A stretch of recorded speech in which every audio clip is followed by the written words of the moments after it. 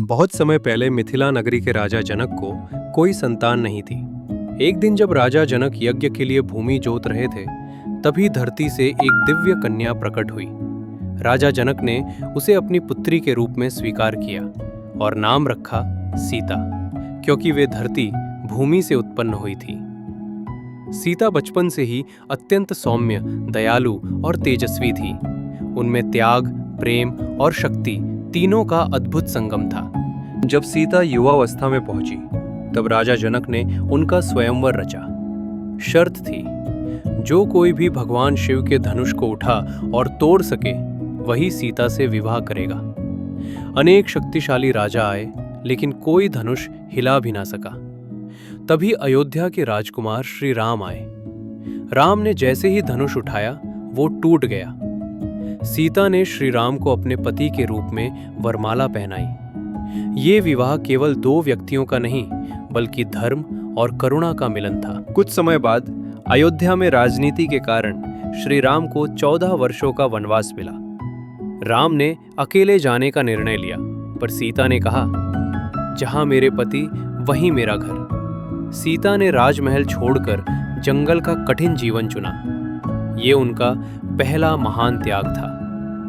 One में सीता, राम और लक्ष्मण ने शांत जीवन बिताया, पर यह शांति अधिक समय तक न रही। एक दिन जंगल में सोने का हिरण आया।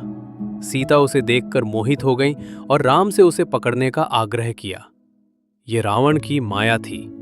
राम के वन से दूर जाते ही साधु का वेश धरकर रावण आया और सीता का हरण कर लिया। लंका पहुंचकर रावण ने सीता को ऐश्वर्य का लालच दिया, पर सीता अडिग रही।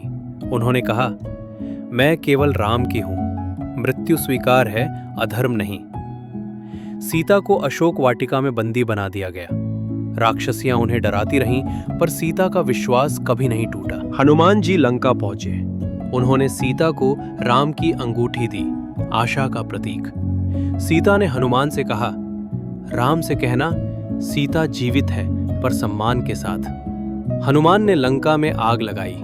ये अधर्म के अंत का संकेत था। श्री राम ने वानर सेना के साथ लंका पर चढ़ाई की।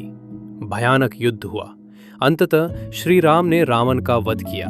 सीता मुक्त हुई, पर समाज के प्रश्नों के कारण उन्हें अग्नि परीक्षा देनी पड़ी।